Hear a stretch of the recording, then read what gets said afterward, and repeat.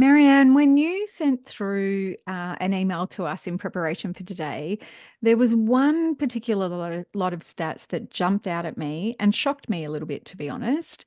And it was the study by Gramwell Project that showed less than a quarter, so 24% of Australians have prepared a will. About 13% have completed a superannuation death benefits nomination. 12% have appointed an enduring power of attorney, and only a mere 10% had sought financial advice.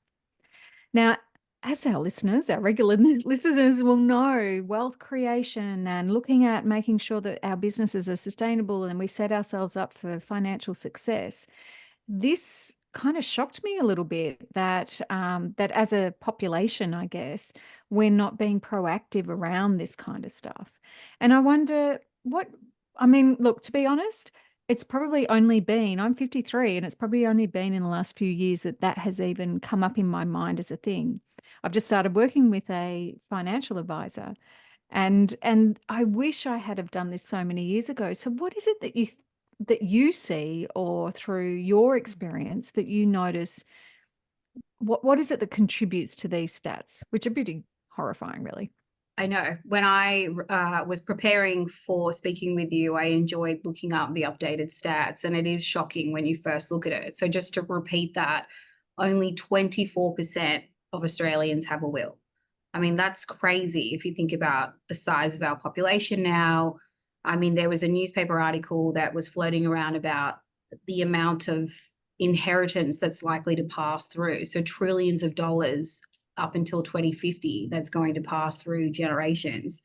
Um, so I think for me in practice, a lot of people say, hey, I need to get around to doing a will.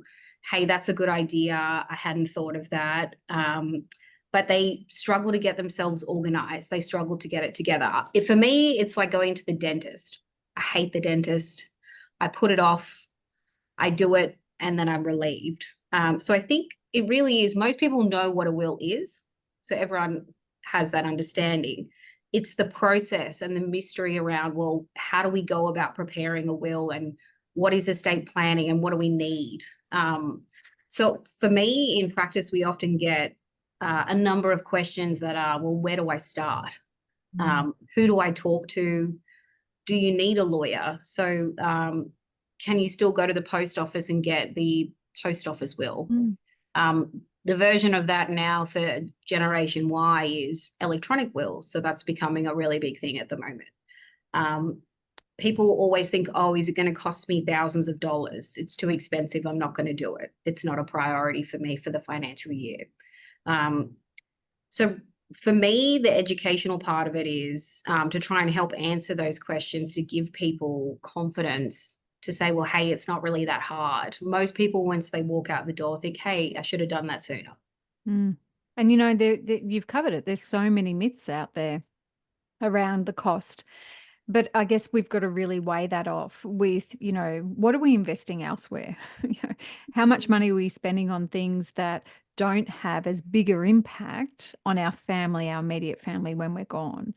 And so I think this is such a relevant topic to bring up for people who run their own businesses, like everyone, but particularly if you have your own business, because that's another legal entity. Mm-hmm. And so if I think about it, my two children are 21 and 19.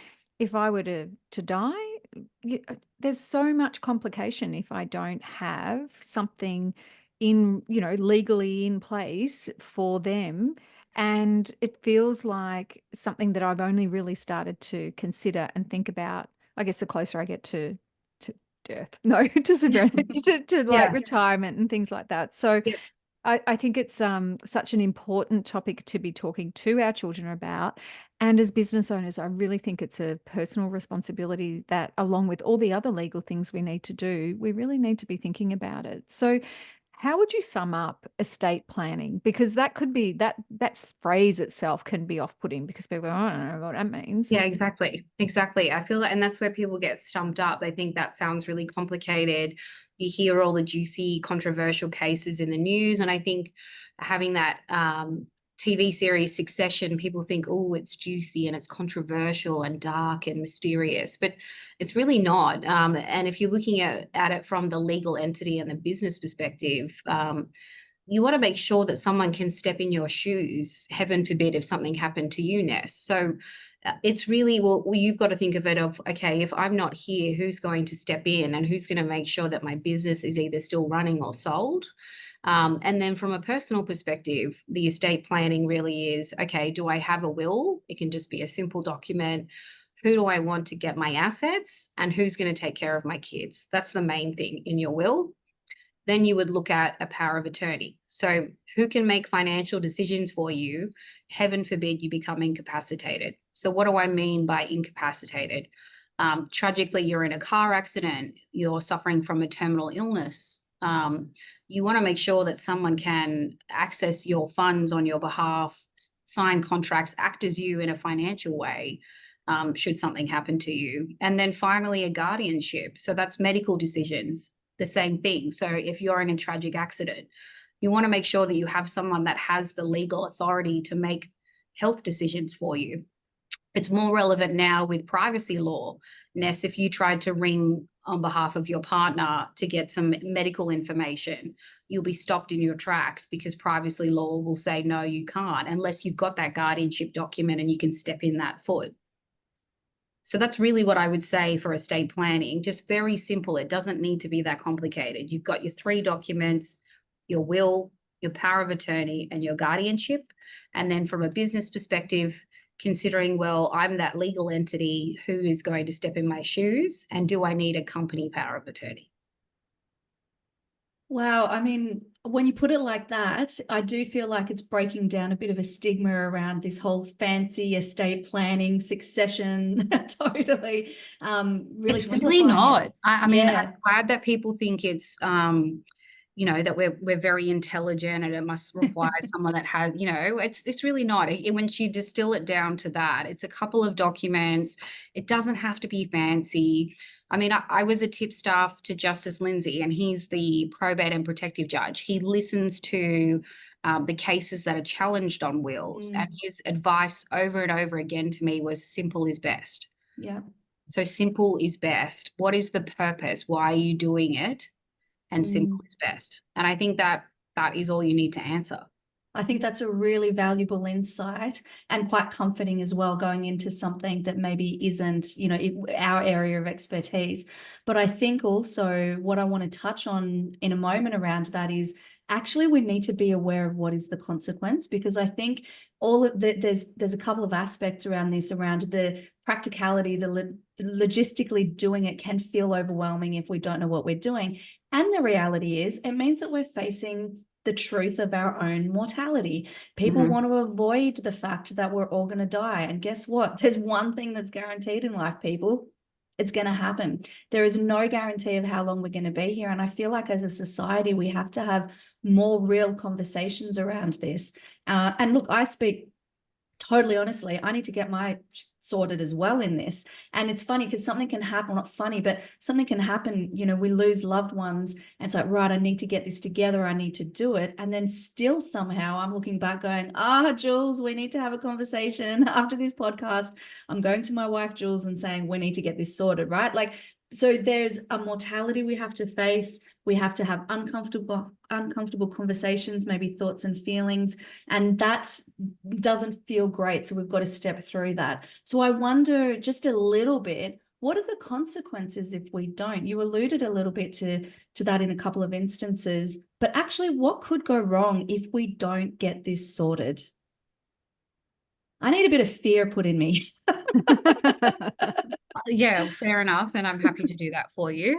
Oh gosh, what have I done? Okay, I'm I nervous can now. play good cop, bad cop, and we can come at you from different angles. But interestingly for me, it's hard when you're doing it day to day and you're sitting on the other side of the table. But I had a close family friend pass away over the Christmas holidays. And that gave me a bit of compassion and empathy in terms of estate planning. And he was 89, so he lived a very good life, very healthy. It was very sudden, so it was quite a shock. He left a wife, adult children, and a lot of grandchildren. So that's a really good case scenario to look at. Well, what would happen if he didn't have a will in place? He was a lawyer himself. He had a business. So there's all these intermeddled assets, children, grandchildren, etc. So for me, it was a bit more of like an awakening almost to realize that when you're sitting on the other side as the client and someone's passed away, how to deal with it and address it and be a bit more comfortable with death when you're presented with it. Interestingly, COVID and the pandemic forced a lot of people to have to be dealing with the idea of mortality and sickness. And so we saw quite an uptick in people thinking, okay, I really need to get my affairs in order, because you're seeing on the news the tick, tick, tick of how many people are passing away and all the pictures of people in hospital. But I think going back to the question of what are the consequences for you, Nikki, and to slap you on the wrist to do it.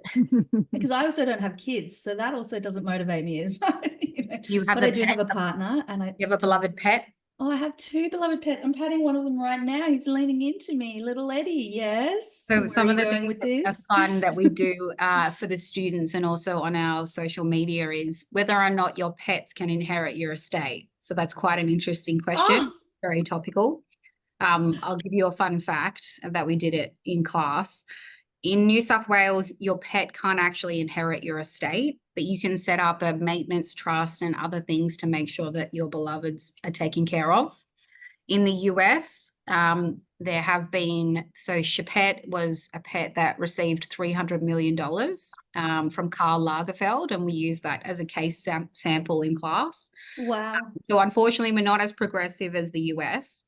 But that, Nikki, that's probably your target point. It would be, well, what's going to happen to your partner and your beloved pets? Yep. True. Okay, you hooked me. It was Eddie and Oscar in the end. Eddie and Oscar. Jules as well. And Jules and, as well. And Jules third, but Eddie and Oscar and then Jules. But it's not just that. This episode. It's not if you had children as well. The statistics now on blended families, I mean, I can pull them up in a minute. We can come back to it. And the rate of divorce, it's now the most common family dynamic is a blended family. So a partner has children from another marriage.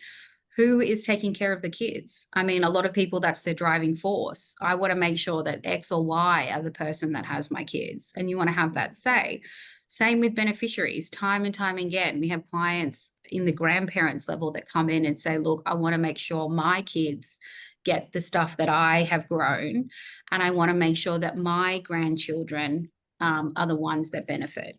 I don't want anyone else to benefit. So I think if you don't sit down and actually have that discussion and think about it, you run the risk of, well, who's going to challenge and who else is in the zoo that's going to have a look at what I've built throughout my life. And I think we've got no control. Once we're gone, that's too right. late.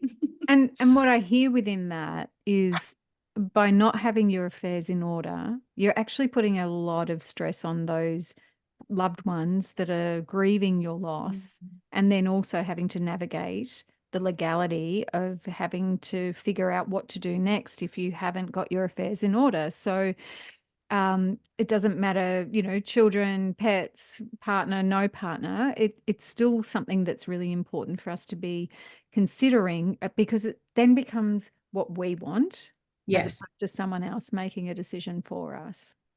Yes, that's right. You want to have your say as to where, you've spent, if we look at the statistics on life expectancy, the statistic for women is about 85 years. You're spending that time presumably working and growing your nest egg for those around you. You want to make sure that they receive it. So why are we going to spend all this time up until that age of retirement slogging it out and, making sure we're building that savings and everything and building our assets to then decide, well, who cares who it goes to? I'm dead. I mean, sure, you could, I respect those that are happy to just say, stuff it, I'm not here. Yeah, I mean, it's a really, this is a very important thing. I really hope that our listeners, and I know I am taking so much from this conversation, to just go, actually, I need to suck it up and do it. Yes, I am I've gone on a journey the last few years facing my mortality. So that part I'm all good with now, but it is the actual tactical, like what's the first step? What do I do? What's the first step here? I know I'm jumping ahead, but I'm keen. What action do I need to take? How do I get this sorted? What's the first thing I need to do?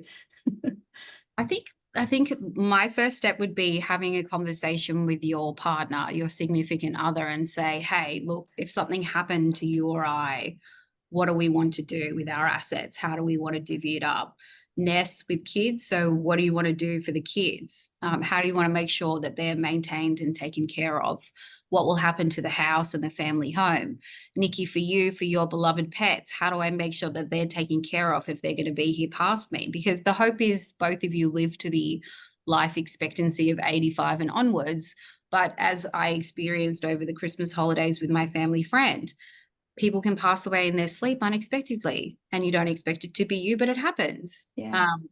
So we have to really sort of think about now planning for the unexpected. So have that conversation, say, hey, how do we want to deal with this?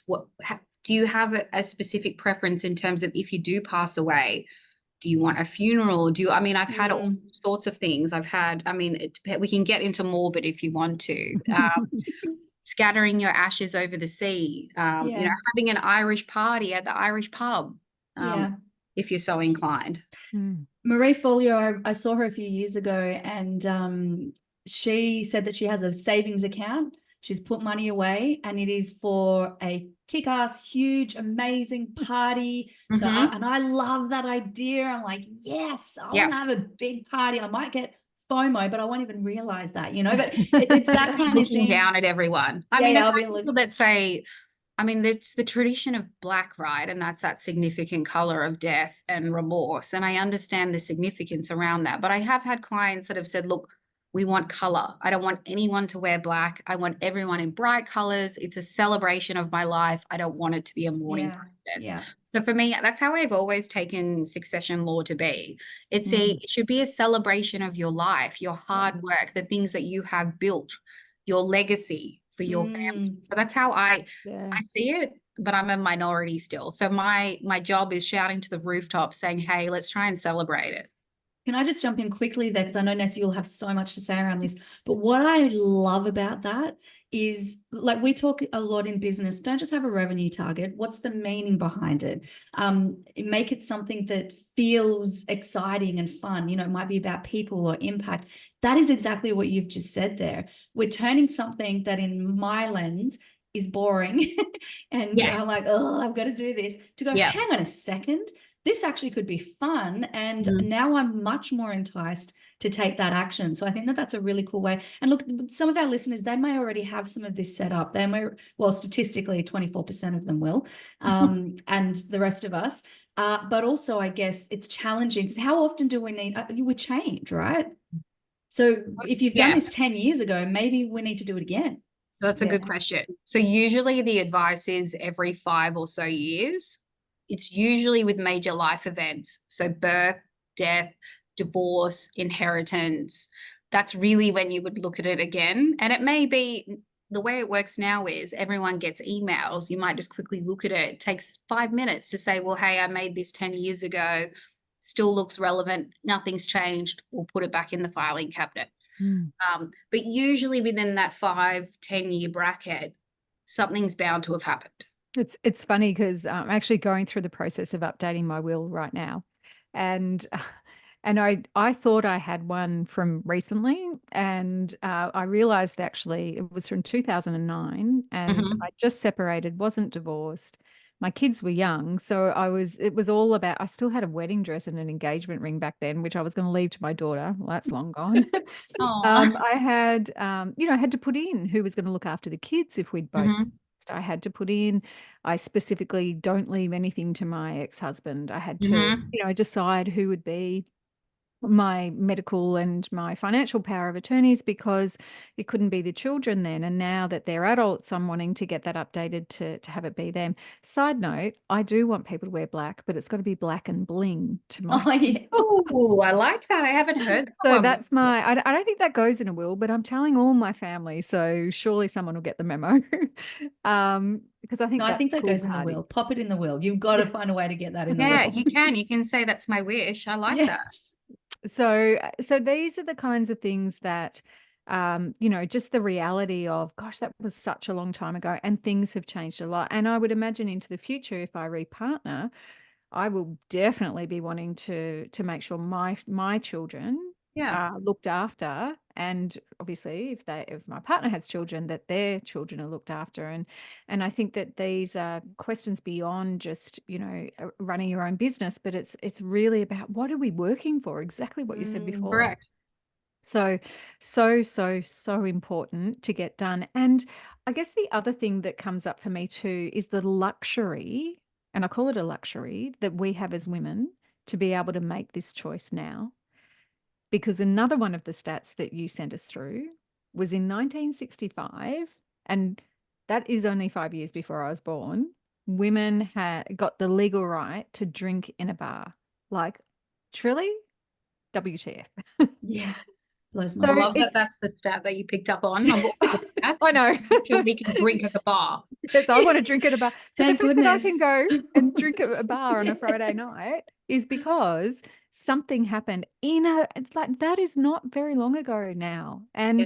And it's just it blows my mind when I hear stats like that, because we are in such a better position as women to be able to take control of our finances, to take control of our choices around what we want to happen whilst we're alive and after we pass. Yeah. And the gratitude that we have around women before us who broke the cycle and said, this got to change. And Nikki, I know that you have a great story around, well, it's not a great story, but you have a relevant story about this with your grandma.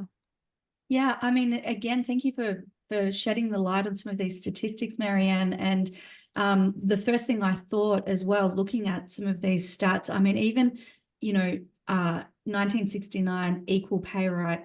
I mean, let's not actually, that's a whole other conversation, equal pay rates. The concept of. The concept of, right. Concept I of. mean, 1969, crazy. So my grandmother, and some of you will have heard this, she came over to Australia in 1956 and she fled the Hungarian Revolution. Her husband was in Hungary. She fled him as well as the war. So she was over here as a single woman, and she could not just even buy, obviously she was a refugee, but she couldn't lease a room. She couldn't rent a room in her own name, but she didn't have a husband. She didn't have a boyfriend.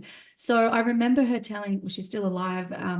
She's a staunch woman, that one, Helen Itzer. So she would tell me stories that she had to actually rely on the stranger kindness of a strange man, like a man that she didn't even really know had to sign the lease for her, sign the lease so she could live there. And then, I mean, I just think of that and go, that's so dangerous. Where's the safety in that?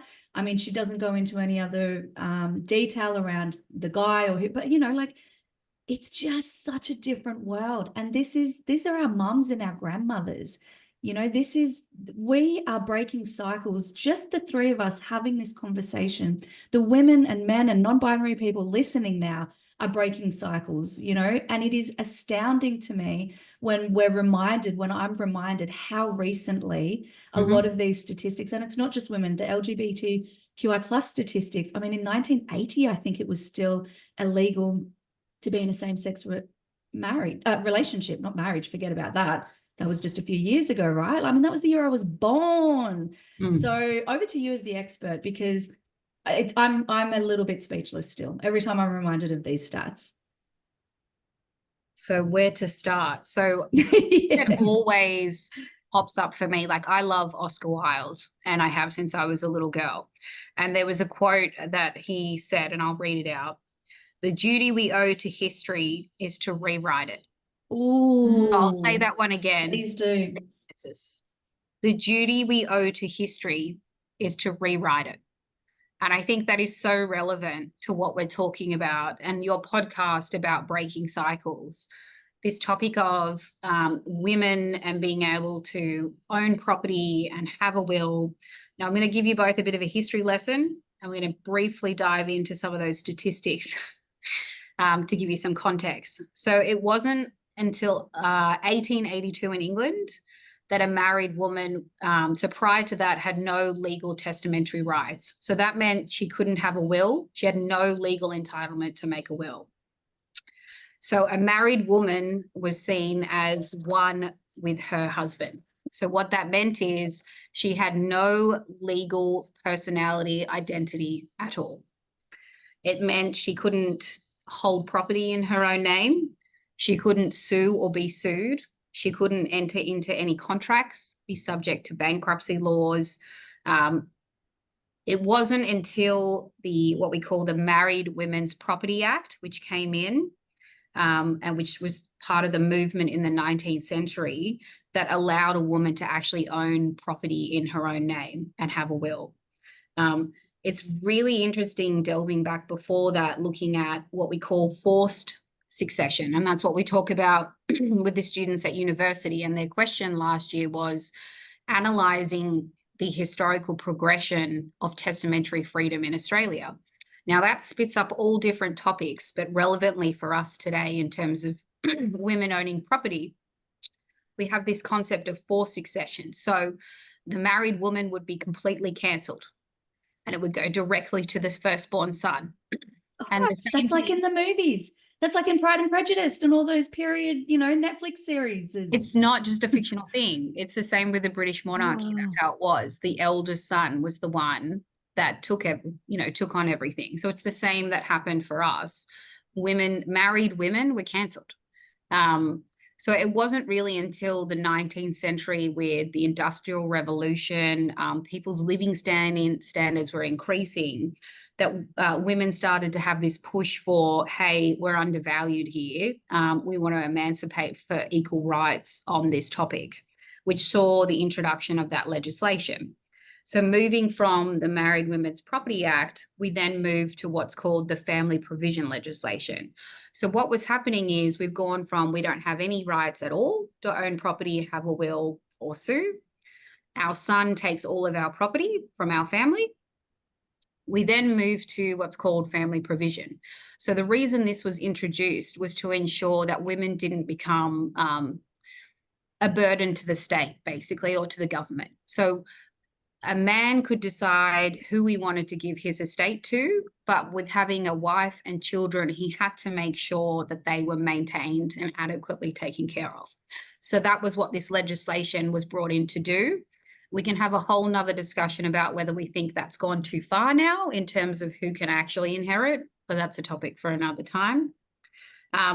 So we saw a whole heap of change in that 19th century, and that's why I thought you guys would find it fun to have a look at some of those silly statistics. So, I mean, they're not silly, but they jump out at you. The fact that we couldn't just walk into a bar and have a glass of wine and cheers each other until 1965. I mean, that's ridiculous. It's not that ridiculous. Long. And for me, I mentioned when we started, in my own legal profession as a lawyer, you couldn't be a lawyer or a barrister because person didn't include the definition of woman. I mean, that's just ludicrous. Just some other things, 1960s, if you worked in the public service sector and you were getting married, you'd have to quit your job because you were required to stay at home and be the married wife. I just listened to this and I'm so grateful that we live in an age now where women, men, anyone, non-binary, can start their own business, can get out into the world, make their impact, earn an income from it. And, just it'll be interesting to see how that continues into the future and what more changes are on the horizon. But for now, I think we're just in a really, really fortunate phase of history where we get to do this kind of thing. So with that, I implore anyone listening to this fascinating conversation to really stop and consider, if you haven't got those things in order, it's time to, because you can and because it matters. Well, let's Yes. just go back to that quote, Oscar Wilde. The duty we owe to history is to rewrite it. Women now have the ability, and we've now starting to educate that we can disperse our assets, get our estate in order, make sure our kids are taken care of, make sure our beloved pets, Nikki, are taken care of. Yes, thank We you. have a duty and an obligation to do that as females.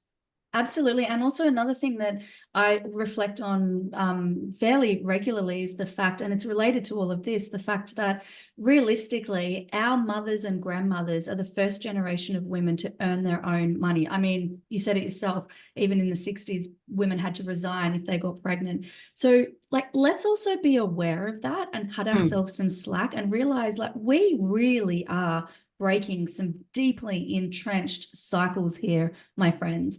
And, you know, we can stay stuck in a place of feeling guilty or bad because we know we should be doing something like get our estate planning sorted or whatever that might be. Or we could go, you know what, I might be the first woman. Well, actually, I might be the first woman of my family or person in my family to be this organizer or have the opportunity to even write a will, have a will. I mean, these are the sorts of, I'm getting so passionate, I can't even speak, types of cycles that we're really breaking. And I have to jump on the bandwagon, the platform, the soapbox of the other cycle around this is that hustle culture.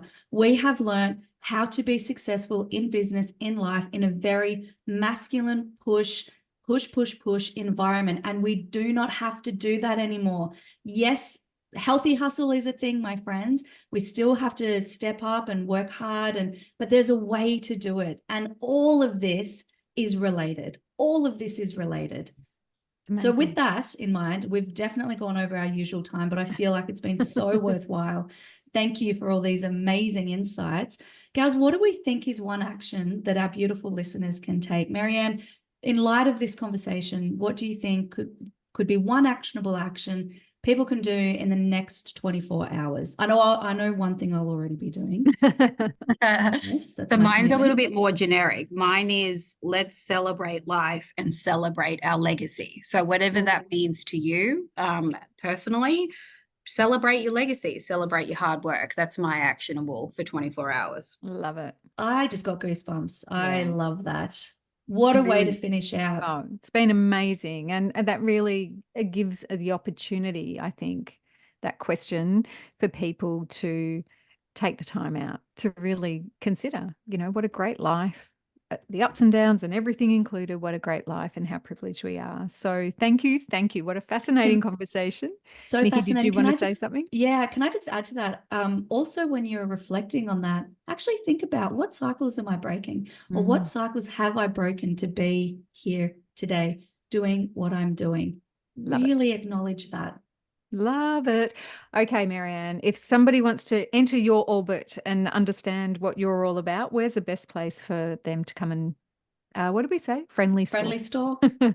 friendly stalk. So Instagram at @mdemester_lawyers is our social media page. My name, Mary-Ann de Mestre for the LinkedIn, and our website, mdemesterlawyers.com.au. That's where you can find us. Amazing. We will make sure those links are in the show notes for people.